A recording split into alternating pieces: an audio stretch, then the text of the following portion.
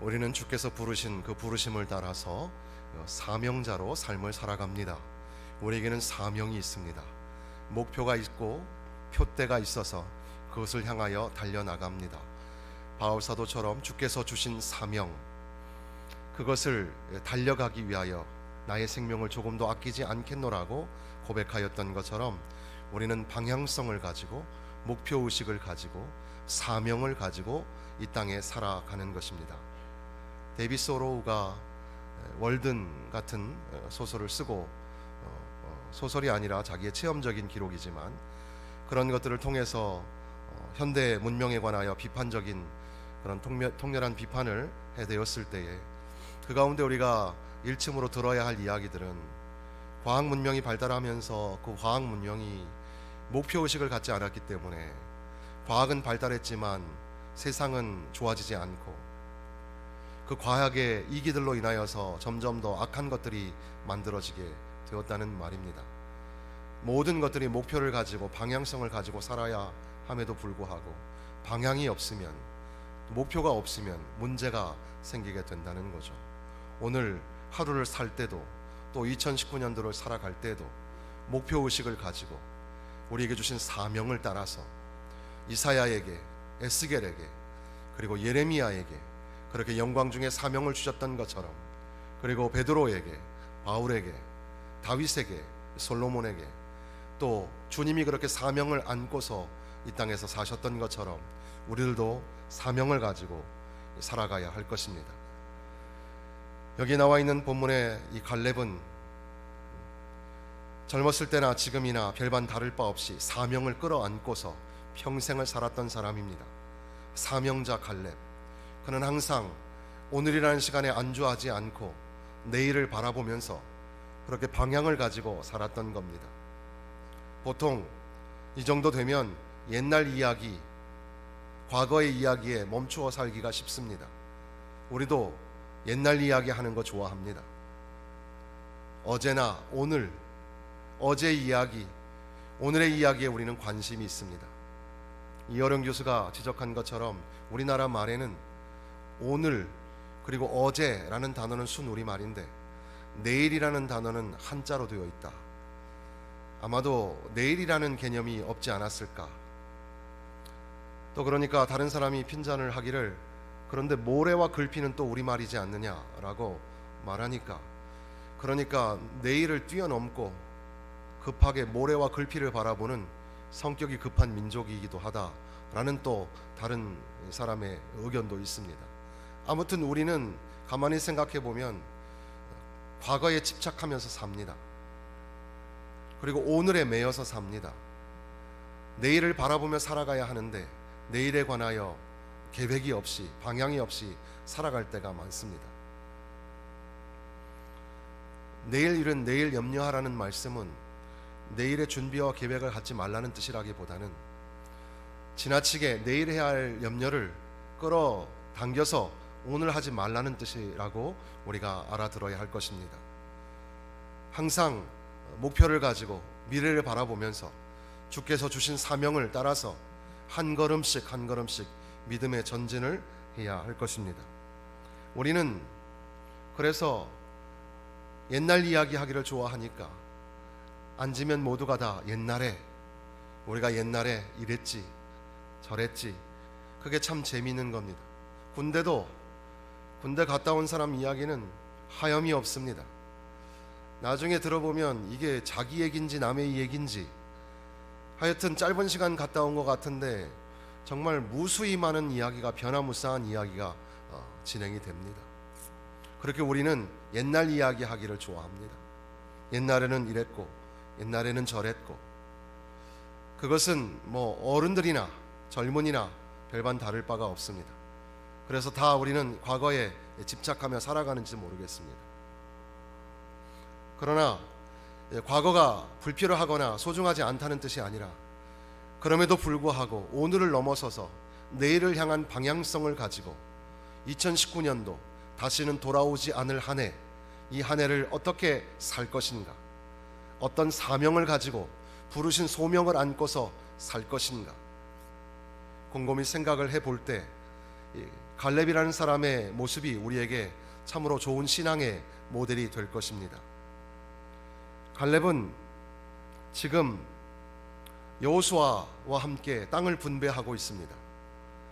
광야를 지나서 7년간의 가나안의 정복 전쟁이 있은 후에 이제는 둘 다 나이가 많아서 다음 세대에게 물려주면서 이제 전쟁을 마치면서 12지파에게 땅을 분배하는 그런 장면 속에서 갈렙은 사실 모세의 후계자였던 여호수아만큼이나, 그러니까 여호수아에게 항상 2인자였지만 여호수아만큼이나 실력을 행사할 수 있었던 사람이기 때문에 자기가 원하는 어느 땅이나 가질 수 있었을 텐데, 그럼에도 불구하고 갈렙은 험악한 이 헤브론 산지를 달라고 합니다. 거기에는 여전히 아낙 자손이 있고 성읍이 견고하고 정복되지 않은 땅일지라도 그 땅을 내게 주소서, 내가 그 땅을 차지하리이다. 갈렙 입장에서 생각해 보면 갈렙은 항상 모세 그리고 여호수아에게 밀려서 여호수아와 함께 그렇게 빛을 발하는 충성된 사람이었음에도 불구하고 모세는 여호수아서라는 성경의 책이 기록될 만큼 중요한 인물로 부각되고, 갈렙은 그저 몇 번 이렇게 성경에 기록되는 정도로, 그러니까 인간적으로 생각해 보면 여호수아가 항상 걸림돌이었을지도 모릅니다. 여호수아에게 있어서 갈렙은 항상 2인자였고, 누구는 이 조명을 받고 누구는 리더가 되는데, 그러나 그렇게 되지 못하는 이 갈렙의 입장도 생각해 보아야 합니다. 그럼에도 불구하고 갈렙은 우리가 기록되어 있지 않음에도 불구하고 그 행간 사이에서 우리가 발견하게 되는 것들은, 갈렙은 그런 일들에 전혀 개의치 아니하고 아랑곳하지 아니하고 오직 하나님을 온전히 쫓았다는 사실입니다. 그러니까 갈렙에게는 여호수아가 목표가 아니었던 겁니다.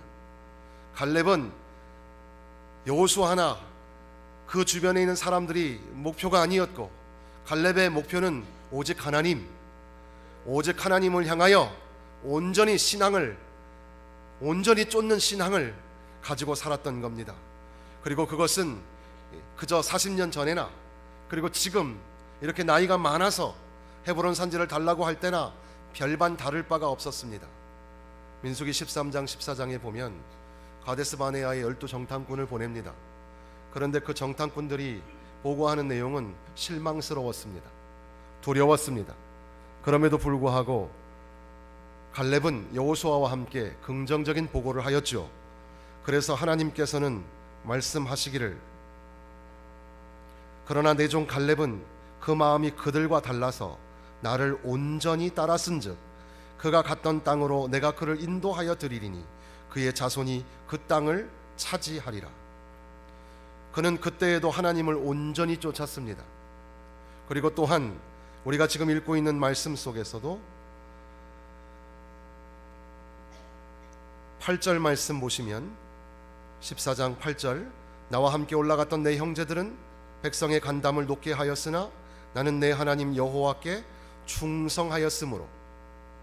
그리고 9절에도 그날에 모세가 맹세하여 이르되 내가 내 하나님 여호와께 충성하였은즉. 예전 개역 한글에는 이 단어들도 다 온전하다라는 말로 표현이 되어 있었는데, 이것이 이제 지금은 이제 다른 단어로, 우리나라 말의 다른 단어로 번역을 하고 있습니다. 이것은 이제 14절 말씀으로 우리 다 같이 읽겠습니다. 헤브론이 그니스 사람 여분네의 아들 갈렙의 기업이 되어 오늘까지 이르렀으니 이는 그가 이스라엘의 하나님 여호와를 온전히 쫓았음이라. 온전히 쫓았던 갈렙의 신앙.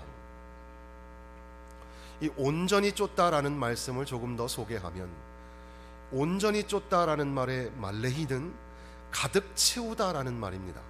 그래서 히브리어에 그 방에 메뚜기가 가득 찼다라고 할 때 가득 차다라는 말이 이 말레이, 밀레 이런 말이 됩니다. 그리고 또 잔에 포도주가 가득 찰 때 그것도 역시 밀레히 이렇게 불렀습니다. 가득 차다. 공간에서 그런 의미로 쓰이고, 또 그것이 이제 어떤 사람을 쫓아갈 때, 리더를 쫓아갈 때 뒤에서 온전하게 쫓아가다, 전적으로 쫓아가다, 그런 말로 사용이 되었습니다. 성경에는 온전히라는 말이 상당히 많이 나오는데, 온전이라는 말은 대개 우리 한글에서 쓰이는 것처럼 온전히라는 말은 perfect, 완전하다라는 말이 있습니다.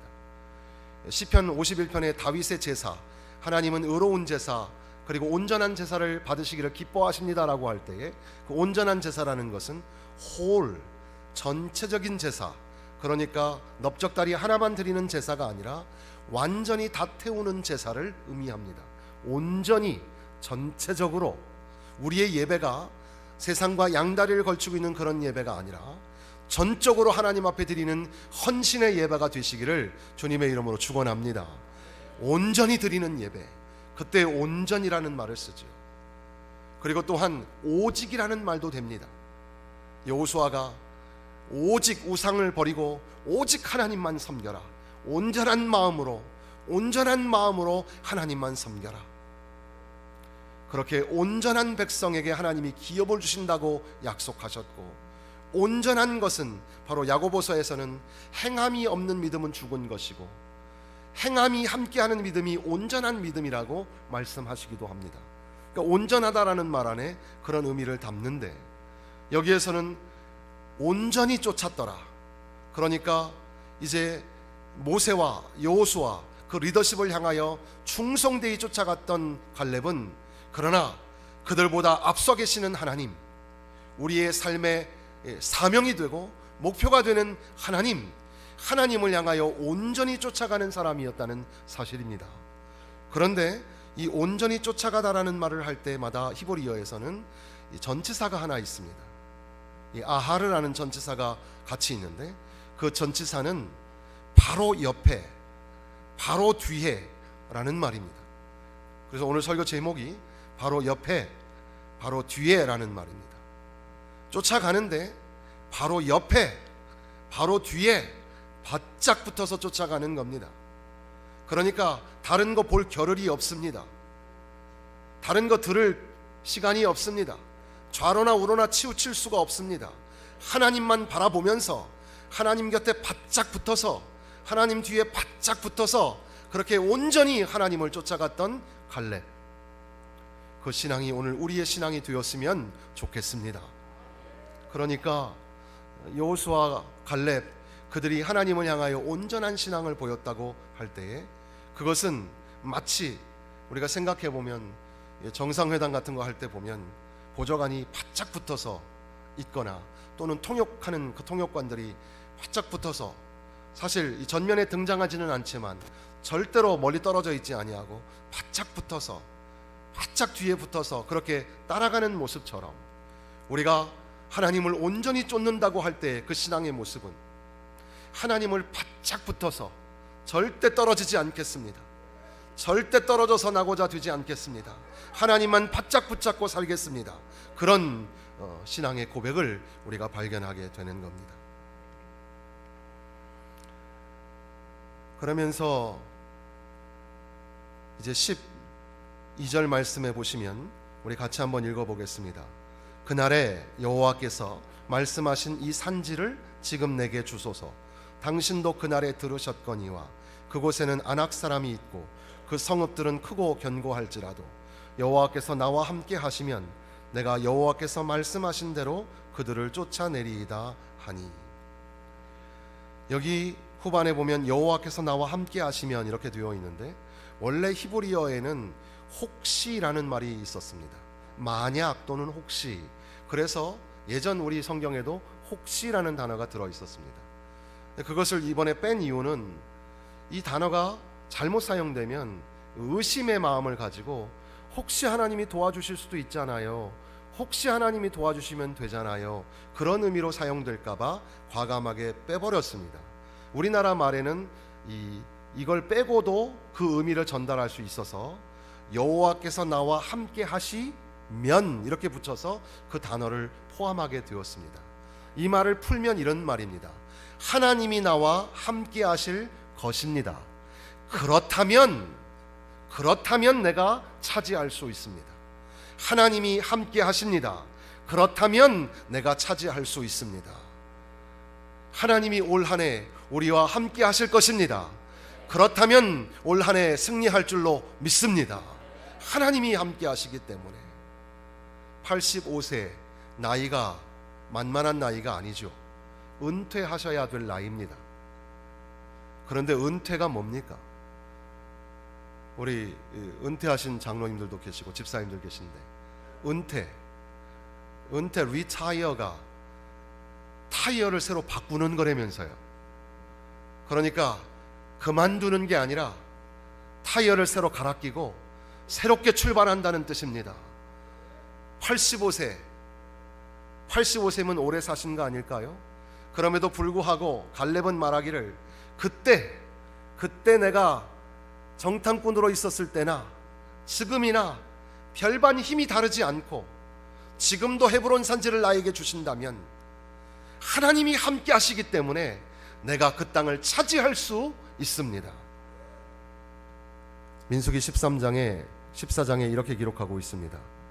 그 땅을 정탐한 자 중 눈의 아들 여호수아와 여분네 아들 갈렙이 자기들의 옷을 찢고 이스라엘 자손의 온 회중에게 말하여 이르되, 우리가 두루 다니며 정탐한 땅은 심히 아름다운 땅이라 여호와께서 우리를 기뻐하시면 우리를 그 땅으로 인도하여 들이시고 그 땅을 우리에게 주시리라. 이는 과연 젖과 꿀이 흐르는 땅이니라. 다만 여호와를 거역하지는 말라. 또 그 땅 백성을 두려워하지 말라. 그들은 우리의 먹이라.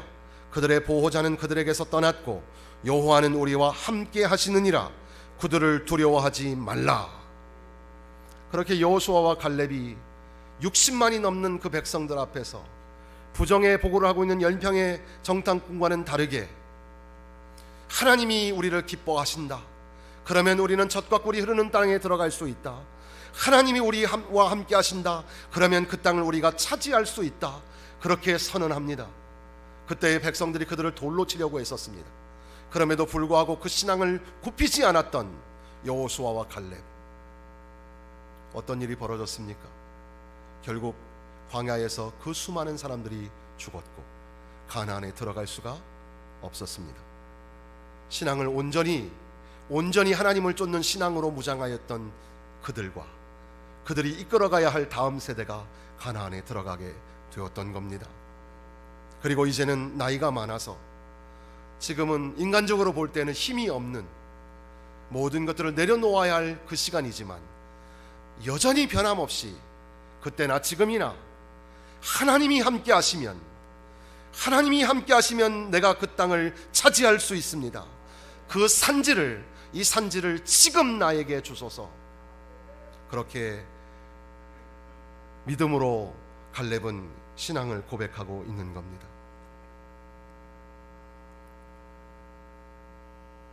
우리가 가만히 생각해 보면 갈렙의 신앙이 참 대단하다라고 생각하게 됩니다. 온전히 쫓았던 신앙.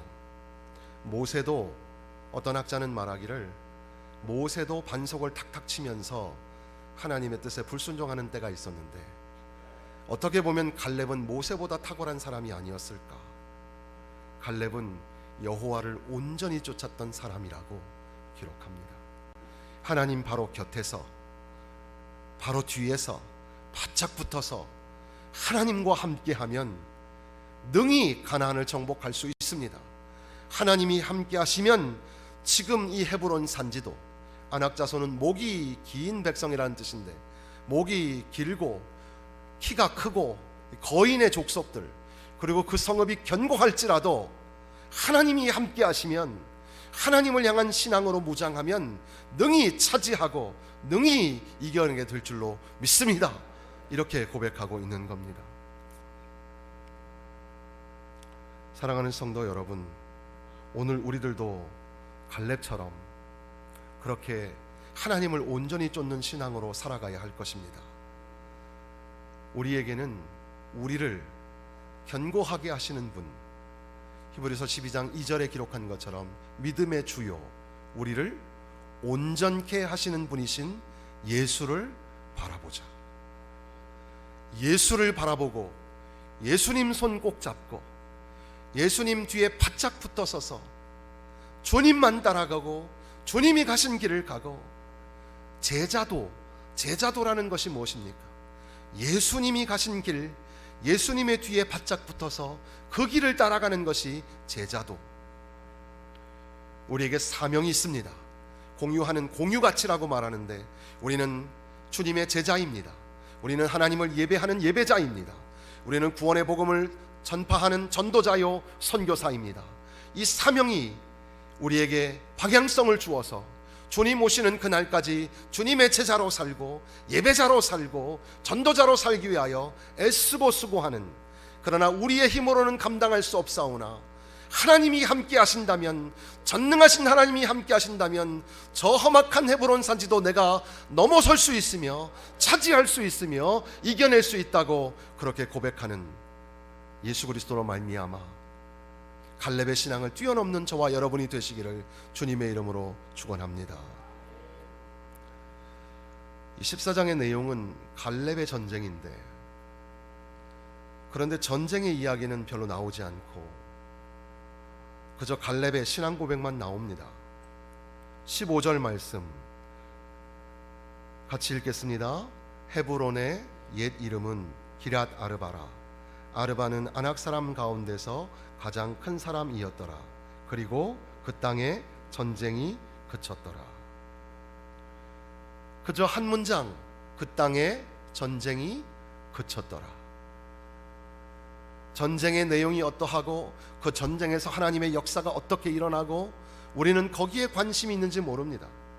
그런데 하나님의 관심은 거기에 있지 않습니다. 하나님의 관심은 갈렙의 신앙 고백에 있었습니다. 주여, 모세가 하나님의 말씀을 전하던 그날에 여호수아 당신도 들었지 않습니까? 그때 하나님이 나에게 말씀하신 것, 갈렙이 나를 온전히 쫓았은즉 내가 그 땅을 차지하게 하리라. 그리고 지금 이 시간에도 온전히 하나님 여호와를 쫓았던 사람 갈렙, 그래서 여호수아마저도 인정을 하죠. 13절에 여호수아가 여분네 아들 갈렙을 위하여 축복하고 헤브론을 그에게 주어 기업을 삼게 하매 이는 그가 이스라엘의 하나님 여호와를 온전히 쫓았습니다. 동역자요 리더였던 여호수아마저도 인정했던 사람, 갈렙은 여호와를 온전히 쫓았던 사람이야. 그러니 하나님의 관심사가 그 안에 담겨져 있지 않겠습니까? 오늘 그리고 또한 2019년도를 살아갈 때에 주의 이름으로 나아가서 승리하게 하실 줄로 믿습니다. 비록 험악한 모진 풍파 속으로 우리가 들어가게 될지라도 그곳에 하나님이 함께 계셔서 하나님의 걸작품이 나타나고 하나님의 솜씨가 나타나서 우리를 물고기 뱃속으로 보호하게 하여 주실 것이고, 그 폭풍 속에서도 우리를 건지시며 우리와 함께 하여 주실 것입니다.